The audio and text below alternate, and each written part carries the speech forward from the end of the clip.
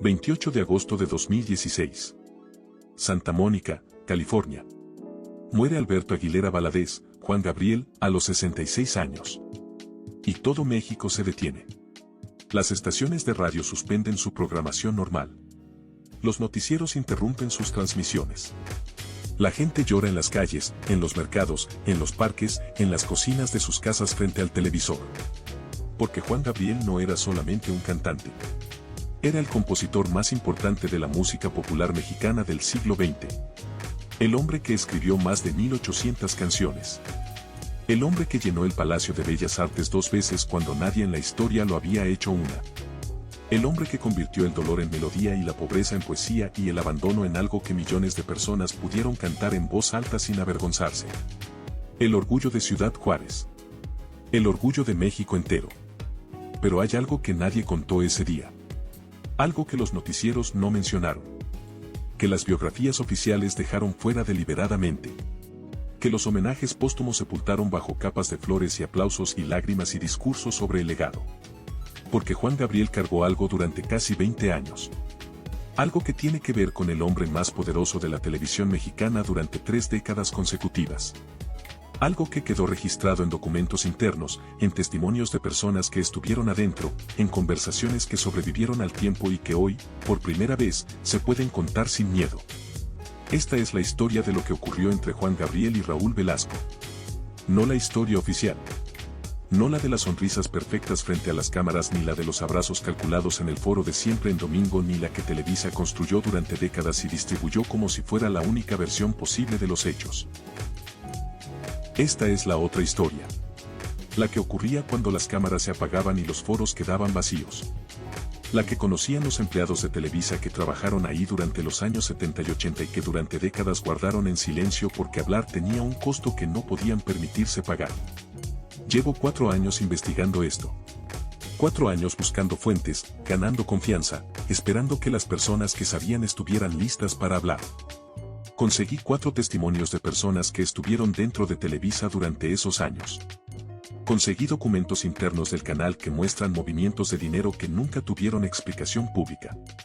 Y conseguí algo que Juan Gabriel dijo en privado, meses antes de morir, y que la persona que lo escuchó guardó durante años antes de decidir compartirlo. Lo que vas a escuchar no lo vas a encontrar en ninguna biografía oficial de Juan Gabriel. No lo vas a encontrar en ningún homenaje televisivo ni en ningún especial de aniversario. Porque hay historias que la televisión no cuenta sobre sí misma. Y esta es una de las más importantes de todas. Empecemos desde el principio verdadero. No desde 1972 cuando Juan Gabriel apareció por primera vez en Siempre en Domingo. Sino desde antes. Desde mucho antes. Porque para entender lo que ocurrió entre estos dos hombres necesitas entender quién era Juan Gabriel antes de que Raúl Velasco existiera en su vida. Necesitas entender de dónde venía. Necesitas entender qué tan abajo había estado. Porque solo entendiendo eso puedes entender por qué ciertas puertas que otros habrían cerrado, Juan Gabriel no pudo cerrarlas. Alberto Aguilera Valadez nació el 7 de enero de 1950 en Parácuaro, Michoacán, el menor de 10 hermanos en una familia que no tenía absolutamente nada. Su padre, Gabriel Aguilera, era campesino. Trabajaba tierras que no eran suyas ganando lo justo para que la familia no se muriera de hambre en sentido literal. Su madre, Victoria Valadez, lavaba ropa ajena, limpiaba casas, hacía lo que fuera necesario para completar lo que el padre no alcanzaba a traer. 10 hijos en una casa sin condiciones. Sin futuro visible. Sin ninguna razón objetiva para pensar que algo iba a cambiar. Cuando Alberto tenía 4 años, su padre abandonó a la familia. Sin dinero. Sin explicación. Sin regreso. Victoria se quedó sola con 10 hijos y sin nada que no fuera su voluntad de seguir adelante. Y siguió adelante. Pero el peso era demasiado. Y cuando Alberto tenía 10 años, Victoria tomó una decisión que él jamás olvidó completamente aunque la entendió con el tiempo. Lo llevó al internado juvenil número 5 de Ciudad Juárez y lo dejó ahí. No porque no lo amara, sino porque no tenía con qué darle de comer un día más. Alberto creció en el internado. Entre niños que también habían llegado ahí por alguna forma de pobreza, de abandono, de circunstancias que los adultos de sus vidas no habían podido manejar de otra manera. Entre reglas estrictas y madrugadas silenciosas y la soledad particular de quien sabe que su familia existe en algún lugar del mundo pero no está y quizás no va a estar. Y ahí, en ese edificio de Ciudad Juárez, Alberto descubrió dos cosas que cambiarían todo lo que vino después. Descubrió que podía cantar con una voz que hacía que la gente se detuviera a escuchar. Y descubrió que podía escribir canciones. Que podía tomar las cosas que sentía, las cosas que no sabía cómo decir de ninguna otra manera, y convertirlas en palabras y melodías que de alguna forma sonaban a verdad. Componía en los márgenes de los cuadernos de la escuela. En papeles sueltos que encontraba. En cualquier superficie disponible. Canciones sobre el abandono, sobre el amor que no llegó, sobre la madre que se fue pero que él seguía esperando en algún rincón que no quería reconocer. Canciones que venían de un lugar muy adentro, de ese lugar que los niños construyen para guardar las cosas que son demasiado grandes para cargarlas a la vista de todos. Cuando salió del internado a los 17 años, Alberto no tenía familia esperándolo afuera. No tenía dinero. No tenía plan trazado. Tenía sus canciones escritas en cuadernos que cargaba como si fueran lo más valioso que poseía. Porque lo eran. Se quedó en Ciudad Juárez. Cantaba en bares, en restaurantes, en la calle cuando no había donde más. Ganaba lo suficiente para comer ese día y al siguiente volvía a empezar desde el principio. En algún momento de 1971, Alberto Aguilera Valadez tomó un autobús a la Ciudad de México. Tenía 21 años. Llevaba un costal con poca ropa, los cuadernos con sus canciones y la certeza de que si alguien le daba una oportunidad real podía hacer algo con lo que tenía adentro. Llegó sin contactos, sin dinero, sin nadie que lo esperara. La ciudad lo recibió con la indiferencia brutal que siempre reserva para los que llegan desde abajo creyendo que el talento solo alcanza. Tocó puertas en disqueras. Le dijeron que no. Tocó puertas en televisoras. Le dijeron que no. Tocó puertas en teatros. Le dijeron que no. Hasta que una disquera pequeña llamada Dinsa le dio la oportunidad de grabar. El sencillo se llamó No Tengo Dinero. Salió en 1971. Y fue un éxito que nadie esperaba, ni siquiera Alberto. Una canción sobre la pobreza real que la gente reconoció de inmediato porque hablaba de ellos con una honestidad que la industria musical no acostumbraba. Y fue ese éxito el que llevó el nombre de Juan Gabriel a los oídos del hombre que en ese momento controlaba el acceso al público más grande de México cada domingo por la noche.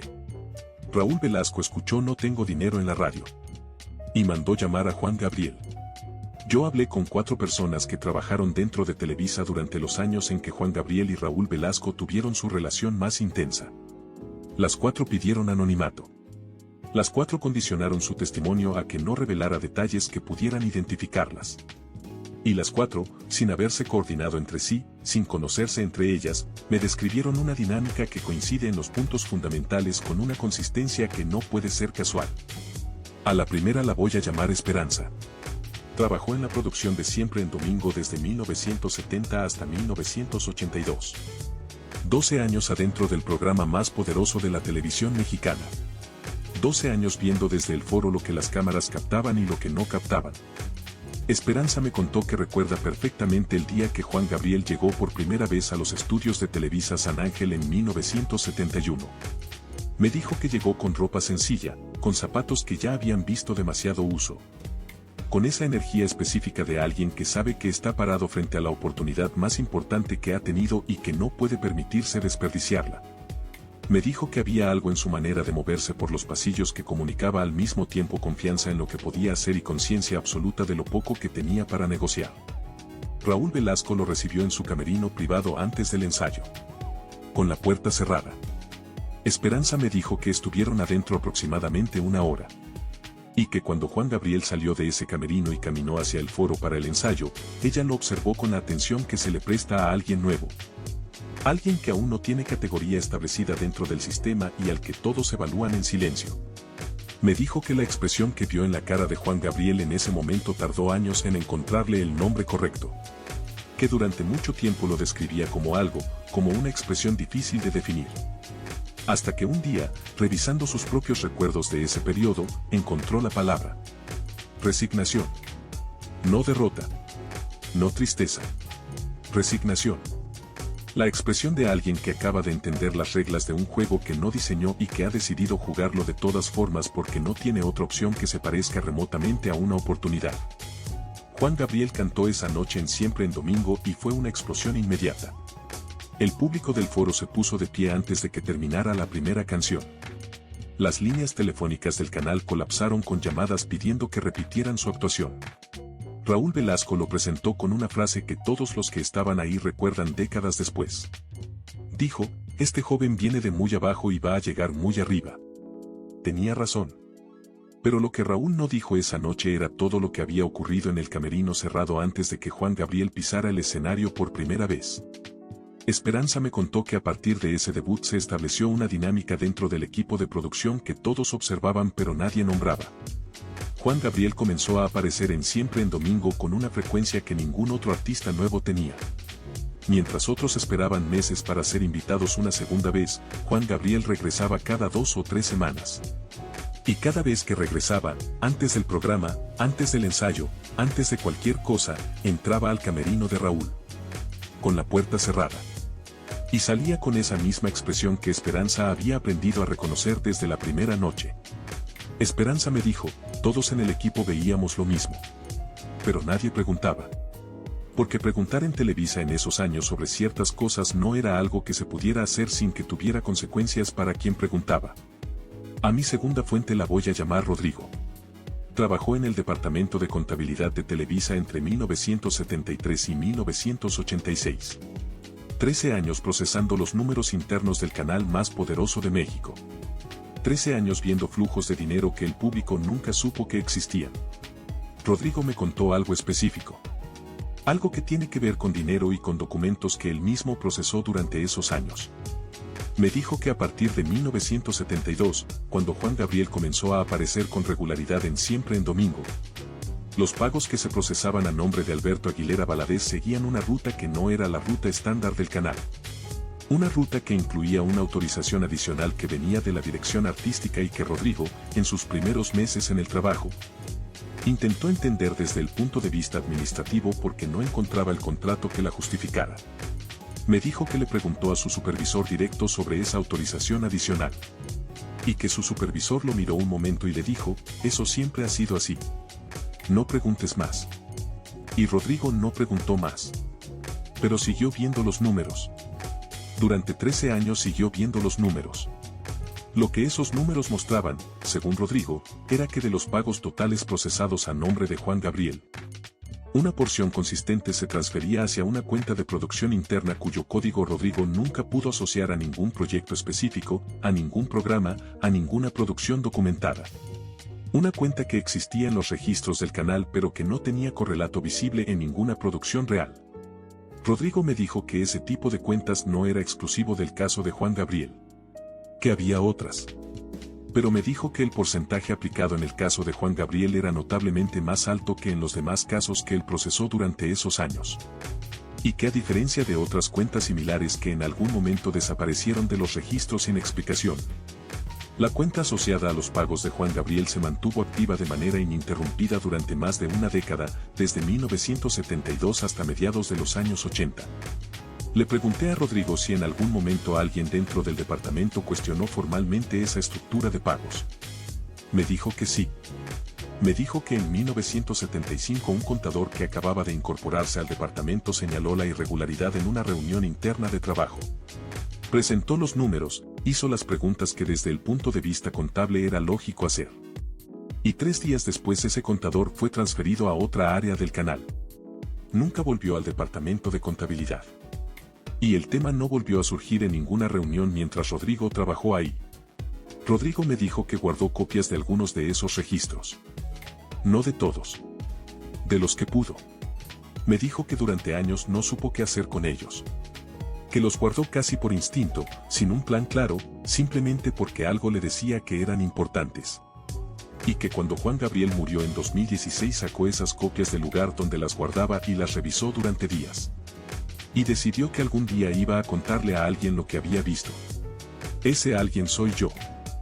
A mi tercera fuente la voy a llamar Carmen. Fue asistente personal de un directivo de alto nivel de Televisa durante los años 70. Trabajó en los pisos donde se tomaban las decisiones que el público nunca veía. Y me contó algo que presenció directamente en algún momento de 1973. Una conversación que ocurrió parcialmente en su presencia y que ella cargó durante décadas sin saber exactamente qué hacer con lo que había escuchado. Carmen me dijo que ese día estaba trabajando fuera de la oficina de su jefe cuando Raúl Velasco llegó para una reunión que no estaba en la agenda oficial de la mañana. Reuniones no agendadas en esos pisos no eran inusuales, pero tampoco eran frecuentes. Y Carmen recuerda haber notado algo en la actitud de Raúl ese día que le llamó la atención. Me dijo que Raúl siempre llegaba a todas partes con una calma particular, con esa seguridad de quien sabe que el lugar al que llega ya le pertenece de alguna manera. Pero ese día había algo diferente. Había urgencia. No nerviosa. Urgencia ejecutiva. La urgencia de alguien que tiene un asunto que resolver y que quiere resolverlo rápido y bien.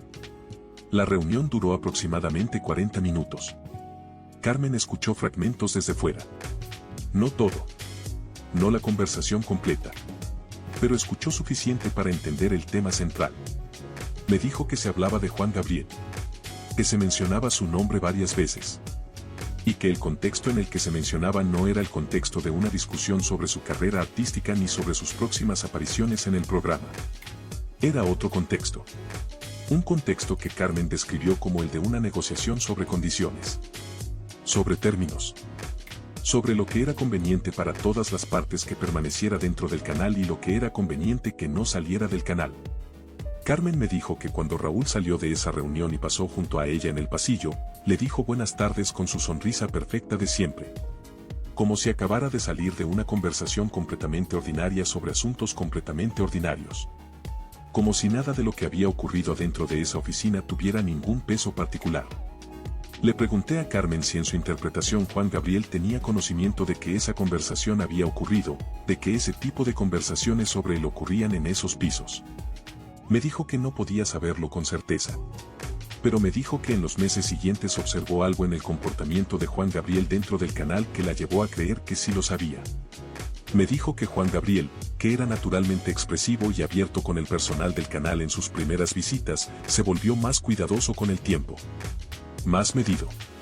Que seguía siendo amable con todos, pero que había algo diferente en su manera de moverse por los pasillos, en la manera en que elegía sus palabras cuando hablaba con personas que no eran de su círculo más cercano. Como alguien que ha aprendido que en ciertos edificios ciertas paredes tienen oídos y que lo que se dice en los pasillos puede llegar a lugares inesperados. Para entender completamente lo que estas tres fuentes me describen hay que entender quién era Raúl Velasco y qué tipo de poder ejercía dentro de Televisa durante esos años. Porque el poder de Raúl no era solamente el poder de un conductor exitoso. Era algo más específico y más profundo que eso. Raúl Velasco Ramírez nació el 24 de marzo de 1933 en Linares, Nuevo León. Creció en una familia de clase media, estudió comunicación y entró a Televisa en los años 60 como asistente de producción. Escaló con rapidez porque tenía una comprensión instintiva del poder que pocos tienen en igual medida. No del talento creativo. No de la producción artística. Del poder. De cómo se construye, cómo se sostiene, cómo se ejerce sin que la mano que lo ejerce quede visible en el resultado. En 1969 creó Siempre en Domingo. Un programa de variedades que se transmitía cada domingo por Televisa con música en vivo, entrevistas y los artistas más importantes del momento. El programa se convirtió en el más visto de México durante casi 30 años consecutivos. Y Raúl se convirtió en el árbitro absoluto de la industria musical mexicana. Decidía quién llegaba al público masivo y quién no. Decidía quién era estrella y quién era promesa perpetua que nunca terminaba de materializarse. Una invitación a Siempre en Domingo podía cambiar la trayectoria completa de un artista. Y la ausencia de esa invitación podía significar un techo invisible e infranqueable sobre cualquier carrera. Raúl proyectaba una imagen pública de impecabilidad total. El hombre del traje perfecto. La sonrisa perfecta. La voz perfecta. El hombre de familia respetable que todas las abuelitas de México quería ver cada domingo. Esa imagen era su activo más valioso y la protegía con una dedicación absoluta y sistemática. Esperanza me habló de algo que observó durante sus 12 años en el programa. Me dijo que Raúl tenía una capacidad que ella no ha visto igual en ninguna otra persona en toda su vida profesional. La capacidad de identificar, en los primeros minutos de conocer a alguien, cuál era el punto más vulnerable de esa persona. Qué era lo que más necesitaba. Qué era lo que más tenía a perder. Y que una vez que lo identificaba, lo guardaba. Lo guardaba como se guarda una llave. Para usarla en el momento en que fuera necesario hacerlo. Me dijo que con algunos artistas esa llave era la necesidad de exposición mediática. Con otros era dinero. Con otros era el miedo al olvido. Con Juan Gabriel, me dijo Esperanza, la llave era algo diferente. Algo más personal. Algo que en los años 70 en México, en el contexto de la televisión familiar y los valores que Raúl representaba públicamente cada domingo, era absolutamente incompatible con la imagen que un artista necesitaba proyectar para ser aceptado masivamente por el público general. Esperanza no me dijo explícitamente de qué se trataba. No usó palabras directas. Pero me dijo suficiente para entender el contorno de lo que estaba describiendo. Y me dijo que Raúl tuvo acceso a esa información desde muy temprano. Antes incluso de que Juan Gabriel pisara el foro por primera vez. Cómo llegó esa información a manos de Raúl es algo que Esperanza dice no poder precisar. Pero me dijo que en Televisa en esos años la información sobre las personas circulaba de maneras que nadie documentaba formalmente y que siempre, invariablemente, terminaba llegando a quien tenía el poder de hacer algo con ella. Entre 1972 y 1984 Juan Gabriel apareció en Siempre en Domingo con una regularidad que ningún otro artista de su generación tuvo. Esperanza calcula más de 100 apariciones en ese periodo de 12 años. Más de 100 veces frente al público más grande de México. Más de 100 veces cantando sus canciones en el programa que en esa época era la diferencia entre ser una figura regional y ser un fenómeno nacional. Y durante ese mismo periodo Juan Gabriel se convirtió en el compositor más exitoso de la música popular mexicana. Sus canciones las cantaba todo el mundo. Las cantaba Rocío Dúrcal, cuya carrera en México se relanzó precisamente a través de las composiciones de Juan Gabriel. Las cantaba Lola Beltrán. Las cantaba Lucha Villa. Las cantaba gente que no sabía el nombre de Alberto Aguilera Valadez pero que conocía cada palabra de sus composiciones de memoria porque las había escuchado hasta internalizarlas completamente. La paradoja de esos años es esta: Juan Gabriel se hacía más grande cada día mientras la estructura económica en la que operaba dentro de Televisa, según lo que Rodrigo documentó desde la contabilidad del canal, lo mantenía recibiendo una fracción de lo que sus números generaban. Rodrigo me describió algo que lo perturbó durante años.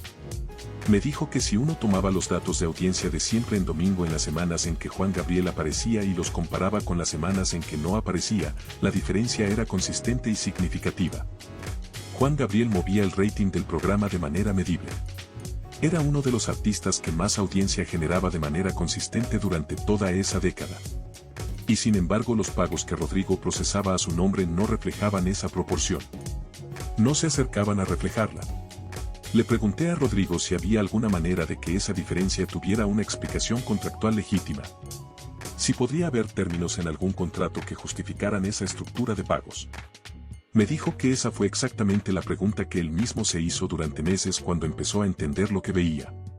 Y me dijo que buscó ese contrato. Que buscó en los archivos del departamento los contratos relacionados con Juan Gabriel de esa época. Y que lo que encontró no justificaba la estructura que él estaba procesando semana tras semana, mes tras mes, año tras año. Esperanza me contó algo de esos años que complementa lo que Rodrigo documentó desde los números.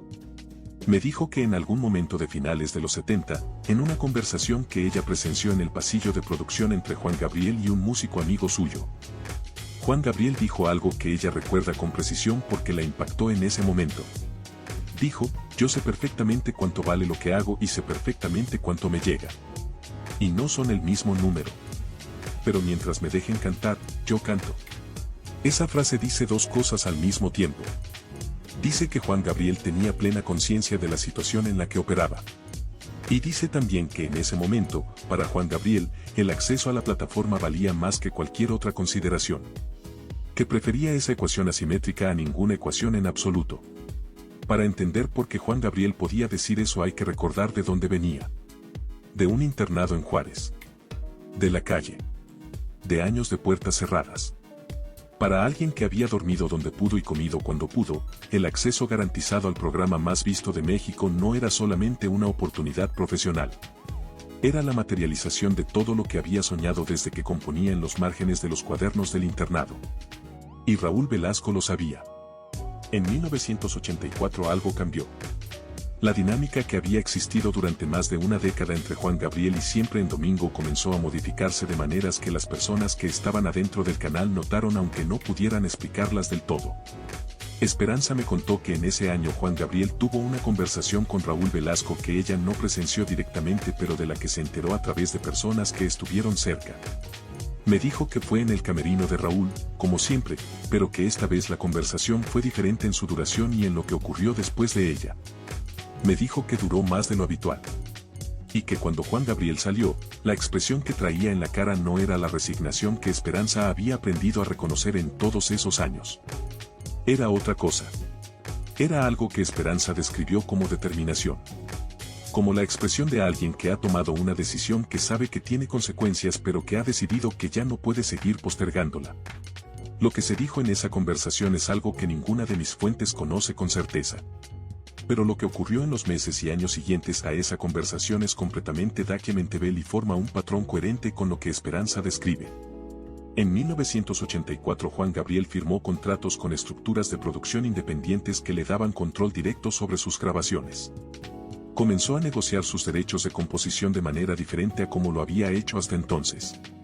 Empezó a construir una estructura empresarial propia, con sus propios equipos, sus propios representantes, sus propios canales de distribución, que lo hacía progresivamente menos dependiente de cualquier televisora o cualquier programa para llegar a su público.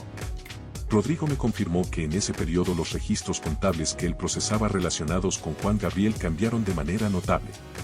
Me dijo que la estructura de pagos que había existido durante más de una década, esa ruta con autorización adicional y desvío hacia la cuenta sin correlato de producción visible, comenzó a modificarse. Y que para mediados de los 80 esa estructura había desaparecido de los registros de Juan Gabriel de manera prácticamente completa. Juan Gabriel no desapareció de Siempre en Domingo de golpe. Eso hubiera generado preguntas que ninguna de las partes quería responder públicamente. Pero su frecuencia de apariciones cayó de manera sostenida. De más de 10 apariciones anuales en los primeros años pasó a 3 o 4. Y en algún periodo de mediados de los 80 no apareció ninguna vez en varios meses consecutivos, algo que en la historia del programa hasta ese momento no tenía precedente para un artista de su nivel. La distancia entre Juan Gabriel y Siempre en Domingo durante ese periodo fue observable para cualquiera que siguiera la industria musical mexicana con atención. Pero lo que nadie sabía era lo que ocurría detrás. Lo que mis fuentes describen como un periodo de tensión sostenida y negociación silenciosa entre Juan Gabriel y la estructura de poder dentro de Televisa que había controlado aspectos fundamentales de su presencia pública. Durante más de una década. Carmen me contó que en ese periodo escuchó conversaciones en los pisos directivos del canal en las que el nombre de Juan Gabriel aparecía en un tono que ella describió como preocupado. No enojado. Preocupado. Me dijo que había una sensación de que la situación representaba algo delicado que había que manejar con cuidado, algo que podía tener consecuencias si no se manejaba bien. Me dijo que en más de una ocasión escuchó la frase "él sabe demasiado", aunque sin contexto suficiente en esos momentos para entender exactamente a qué se referían con esa expresión. Le pregunté a Carmen qué interpretaba ella ahora, con el tiempo y con todo lo que fue entendiendo después, qué significaba esa frase.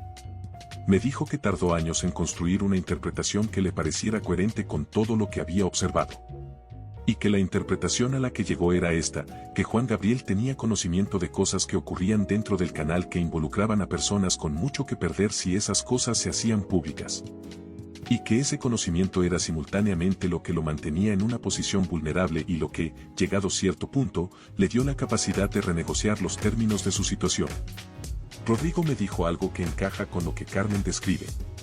Me dijo que cuando la estructura de pagos que él había procesado durante años comenzó a modificarse en 1984, hubo dentro del departamento de contabilidad una sensación de que el cambio venía de arriba pero no exactamente de la misma dirección de siempre. Como si el impulso para el cambio viniera de un lugar diferente al que había originado la estructura original. Me dijo que no podía precisarlo más que eso. Que era una percepción, no algo que pudiera documentar en números. Pero que la percepción era compartida entre las personas del departamento que llevaban suficiente tiempo ahí para recordar cómo había sido antes. En 1986 Juan Gabriel regresó a Siempre en Domingo con una aparición que fue tratada públicamente como un reencuentro celebratorio. Raúl lo presentó con calidez frente a las cámaras. El público aplaudió. Juan Gabriel cantó. Todo se veía exactamente igual que siempre desde afuera. Pero Esperanza, que estaba en el foro esa noche, me dijo que desde adentro se sentía diferente. Me dijo que la dinámica entre los dos hombres frente a las cámaras tenía algo que ella describió como formalidad nueva. Como dos personas que han llegado a un acuerdo pero que ya no tienen entre ellas la misma confianza de antes. Como dos personas que hablan de una cosa y están pensando en otra. Entre 1986 y 1998, cuando Siempre en Domingo salió definitivamente del aire, Juan Gabriel siguió apareciendo en el programa de manera ocasional. Nunca con la frecuencia de los primeros años. Nunca con la misma dinámica que Esperanza había observado desde el foro durante más de una década. Y durante ese periodo Juan Gabriel construyó algo que ningún artista de su generación logró en la misma medida y con la misma solidez. Construyó independencia real. Fundó su propia empresa de producción discográfica. Negoció directamente los derechos de sus composiciones con compañías internacionales en términos que él controlaba. Construyó su propio estudio de grabación en Ciudad Juárez, en la ciudad donde había crecido en el internado, un gesto que tenía tanto de estrategia empresarial como de declaración personal. Se convirtió en productor de otros artistas, extendiendo su influencia hacia afuera de su propia carrera. Llenó estadios en México, en Estados Unidos, en toda América Latina. Llenó el Palacio de Bellas Artes 2 veces, algo que nadie había hecho antes. Y lo hizo cada vez más desde sus propias condiciones. Sin depender de ningún programa de televisión para legitimarse ante el público. Sin necesitar que ninguna institución mediática le diera permiso de existir en la industria. Su público era directamente suyo y él lo sabía y lo cultivó con una fidelidad que se correspondía con la fidelidad que ese público le tenía a él. Rodrigo me habló de cómo se veían los registros de Juan Gabriel en el departamento de contabilidad durante ese periodo final. Me dijo que eran completamente diferentes a los de la primera década. Limpios, en sus propias palabras. Sin las estructuras adicionales, sin los desvíos, sin las autorizaciones extras que habían existido durante años. Juan Gabriel aparecía en los registros como cualquier otro artista invitado al programa, con los términos estándar que correspondían a alguien de su nivel de convocatoria. Le pregunté a Rodrigo cómo describiría en una sola frase lo que Juan Gabriel logró en ese periodo en relación con la situación que había existido durante los primeros años. Pensó un momento y me dijo, logró salirse. Así de simple. Logró salirse de algo de lo que muy pocos lograban salirse una vez que estaban adentro. Pero salirse tuvo un costo. Y ese costo no se medía solamente en dinero ni solamente en apariciones de televisión. Esperanza me contó que en conversaciones con personas cercanas a Juan Gabriel durante esos años el tema de la primera época en Televisa aparecía de vez en cuando. No de manera directa. Nunca de manera directa. En referencias oblicuas. En frases a medias. En silencios que comunicaban más que las palabras.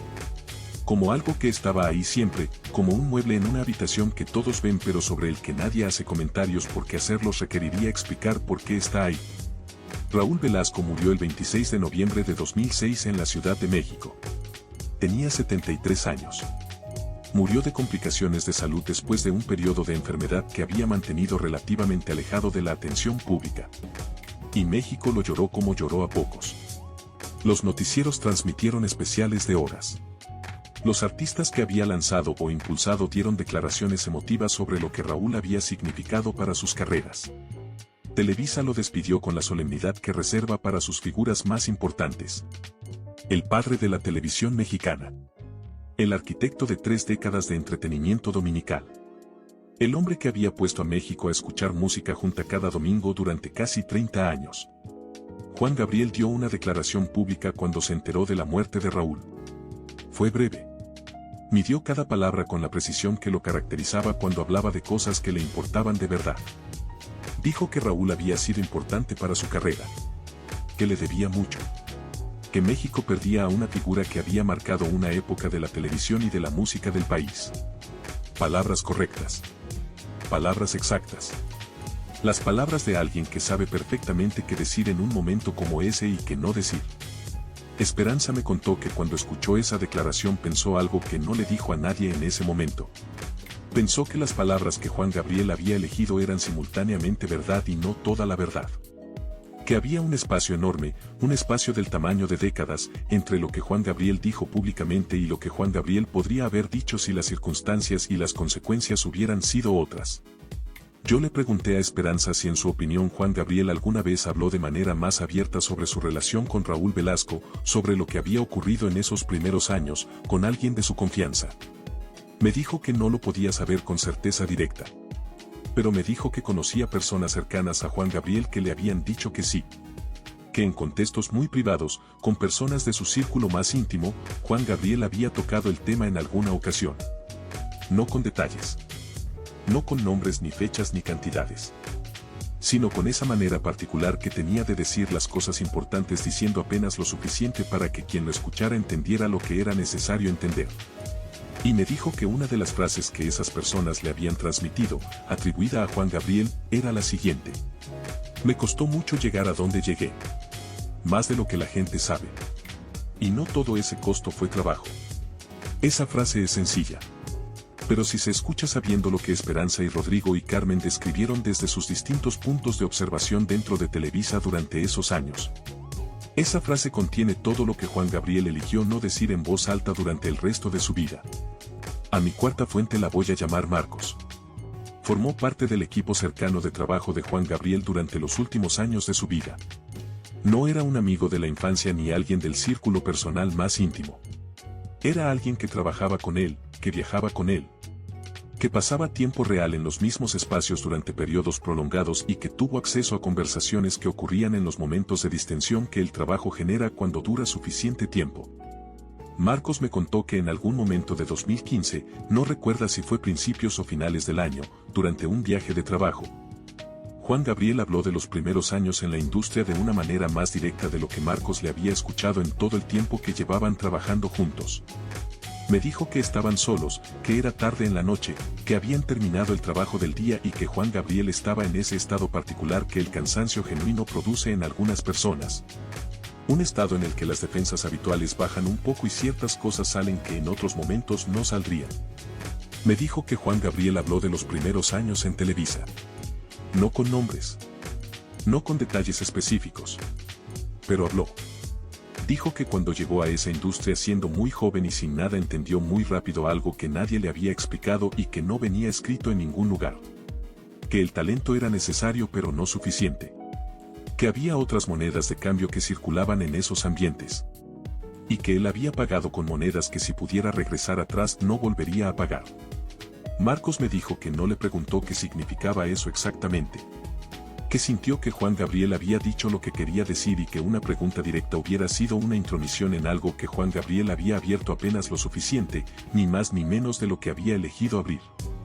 Y que hacer esa pregunta hubiera sido traspasar un límite que Juan Gabriel no había invitado a traspasar. Me dijo que después de esa frase Juan Gabriel guardó silencio un momento y luego cambió el tema completamente.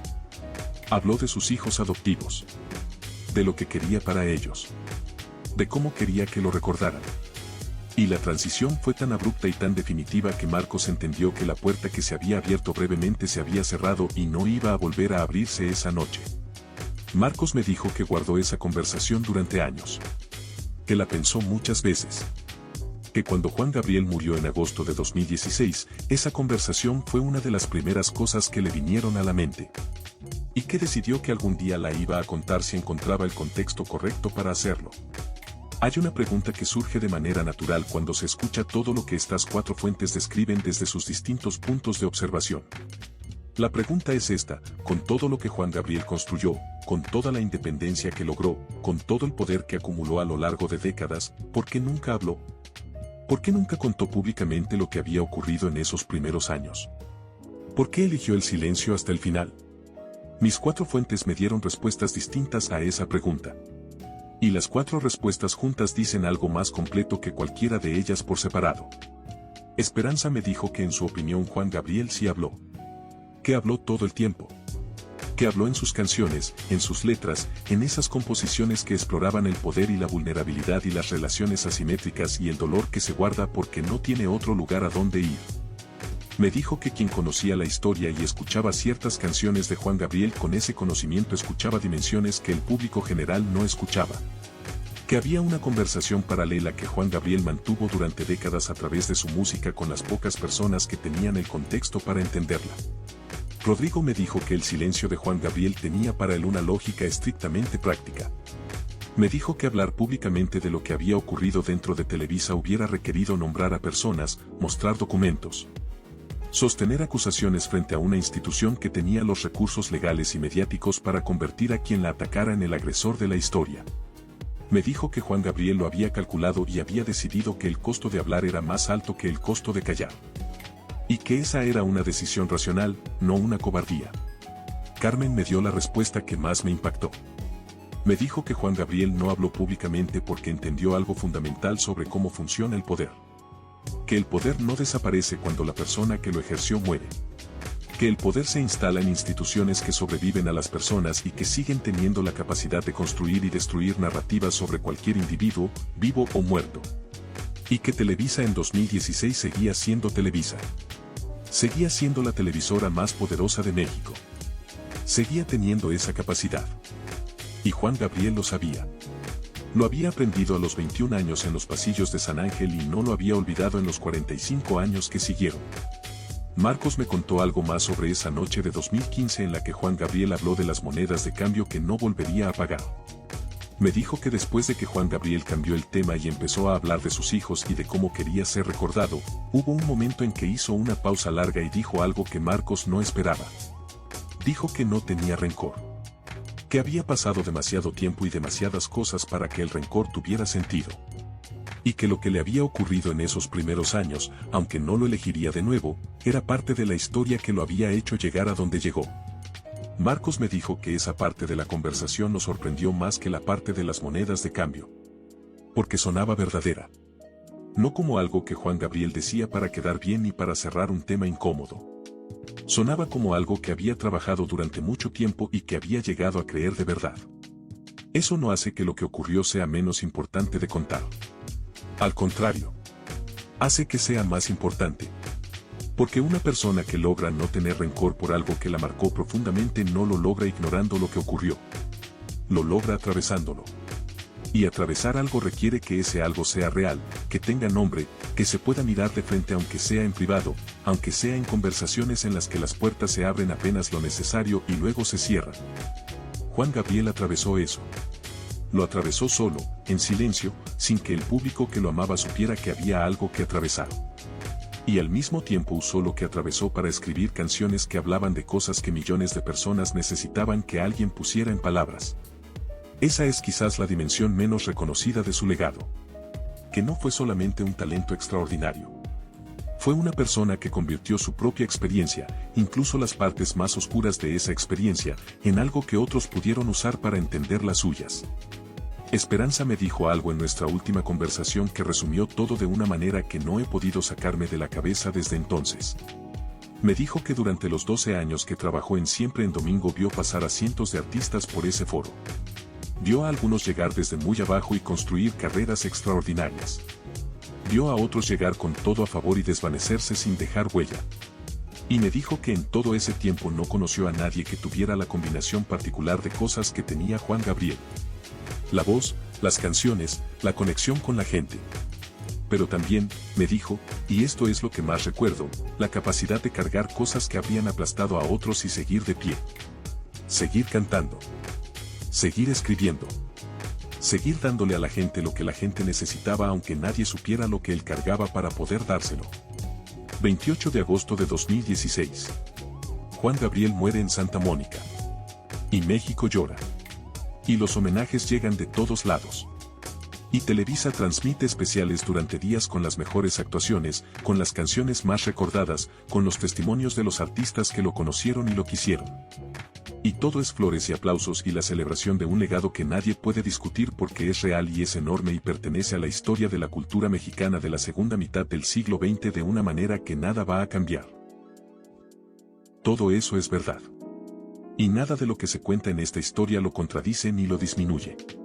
Pero la historia completa incluye también lo que estas 4 personas me contaron desde sus distintos puntos de observación dentro de Televisa durante esos años.